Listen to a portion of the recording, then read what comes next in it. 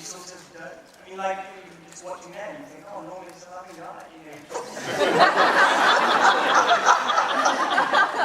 To laugh, you kind of follow you're in that story, and you kind of know what the end is, but you're not playing that at any moment, really. You're just, going about your business with your mother in whatever form that ends up taking.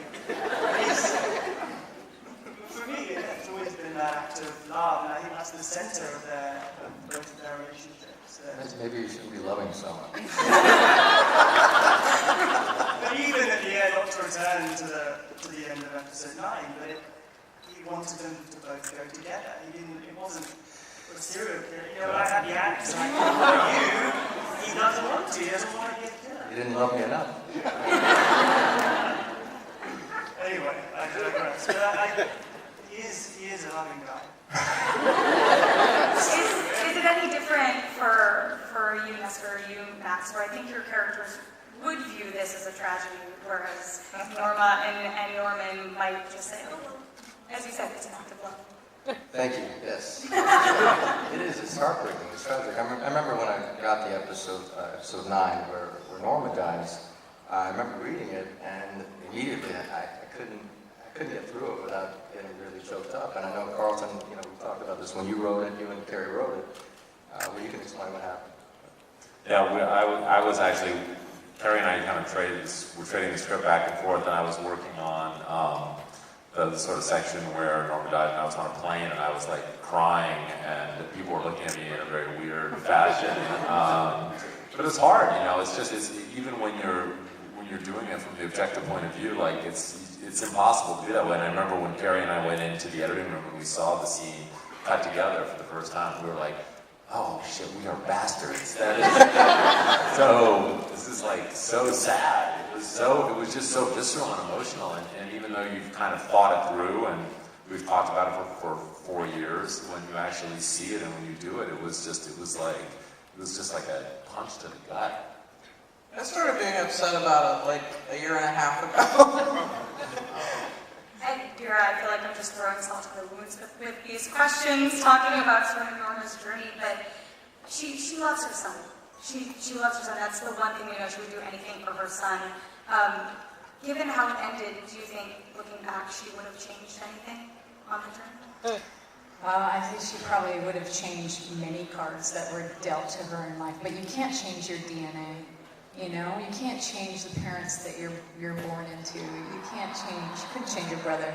And then as a result of that was, her first marriage, and all of these abusive relationships, I think, really contributed to this terror in her life. I mean, like if she was standing at the pearly gates and G.O.D. was, was considering her entrance, I think it's amazing though that terror did not contribute to, that she wasn't a cruel or a weak person as a result of that terror. Well, not at all times, I mean. I don't think she was weak. Okay, maybe she would have taken back. She's scared. She gets scared. But the cruelty, I'm just saying, maybe she could have taken back, like, the clobbering of Mr. Real Estate Guy. That was a bit excessive. No, that was awesome. That's the one thing. That's the one thing she would take back. Poor sign. I don't know. I should have changed anything. I think.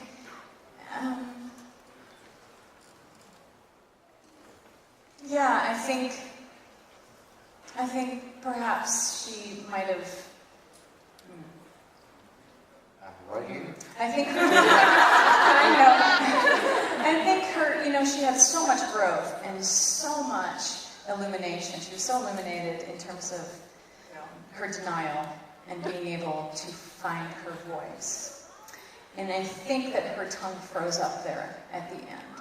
And I think she would have probably in hindsight admitted to the fact that she does not know how to fix her kid.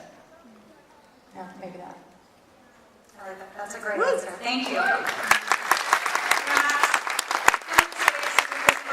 Very tragic realization of when the one time he finally separated himself from his family, that was when his brother ended up killing his mother. Obviously, you haven't seen any script pages. These two know what's going to happen. We don't know yet. Well, what do you think is going to be most interesting? What are you sort of most looking forward to about that moment when he does eventually find out that his mother died and under these suspicious circumstances? Yeah, I think that he's obviously he's going to feel a lot of things. I think he's kind of, even though he's sort of always been rejected, he's kind of always tried to be there. And so I think he's going to feel some guilt and some responsibility because it's like the one time when he's like, you know what, I have to cut myself off and I have to leave. And then he comes back, to find out that his mom is gone. I think that it's going to be devastating to him. I think also just kind of on terms of how they left off and how their relationship kind of ended. I think that's going to break his heart. I think it's going to be really, really tragic for him, and I think it's going to create a lot of difficult scenarios and situations for him to sort of navigate through and figure out how to deal with Norman, with the sheriff. I was going to say Nestor, but Alabama. I think it's going to be sad. I think it's going to be really sad. And then also kind of going back to, kind of realizing that this is like the end of Norma. For me, it's also, it's really sad not to be seeing Norma on screen anymore, but also on like a personal level, it was really sad, sort of this realization of that's probably the last scenes that I'm going to have with Vera, I don't know, that Nestor's going to have with Vera, and it's getting to work with Vera for the past 4 years has been like such an amazing and just like lovely experience, and so for that to kind of come to an end, not just on a show level, but on like a creative acting level, it sucks. It's sad, I think that's the first time I just realized too that that's what that means, and that is heartbreaking. So, not to shift gears too dramatically, but let's share some exciting news, some happy news. There's been a lot of speculation about who will eventually play the character of Marion Crane on Bates Motel, a very iconic character from Psycho. Carlton and Kerry, do you have any news, any announcements to share with us on that front?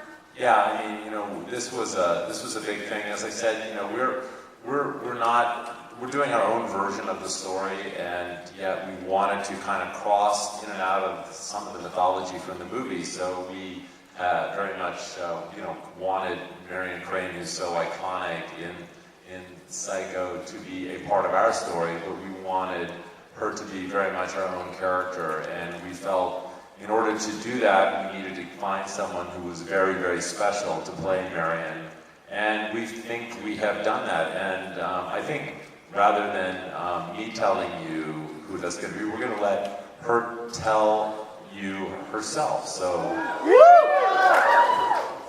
let's roll.